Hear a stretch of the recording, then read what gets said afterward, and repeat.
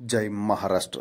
भारतीय जनता पक्ष आणि शिवसेना यांची जी जुनी युती होती ती युती तोडताना भारतीय जनता पक्षाने स्वतःचाच स्वार्थ साधला।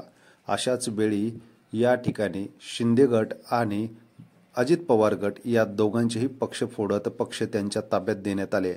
अशा वेळी देवेंद्र फडणवीस यांची बाजू घेणारे कोकणातील एक कुटुंब म्हणजेच राणे कुटुंब उद्धव ठाकरे यांच्यावरती टीका करताना कोणतेच तारतम्य न बाळगता टीका करत गेले।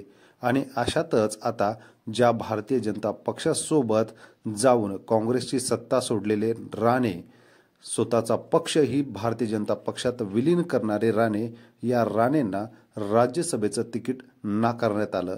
त्याचबरोबर मंत्री असलेले राणे हे अकार्यक्षम असल्याचा भारतीय जनता पक्षाने अहवाल सादर केला।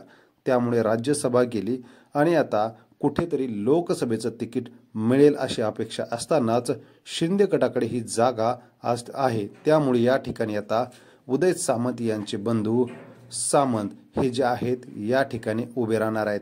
किरण सामंत हे उद्धव ठाकरेकडे जाणार होते, मात्र या ठिकाणी लोकसभा आपल्याला दिली जाईल असं आश्वासन दिल्यानंतर ते शिंदे गटात थांबलेले आहेत। आणि आता नारायण राणे यांचं तिकीट कट झालेलं असून या ठिकाणी आता किरण सामंत सिंधुदुर्ग रत्नागिरीचे खासदार लोकसभेचे उमेदवार शिंदे गटाचे असतील। धन्यवाद।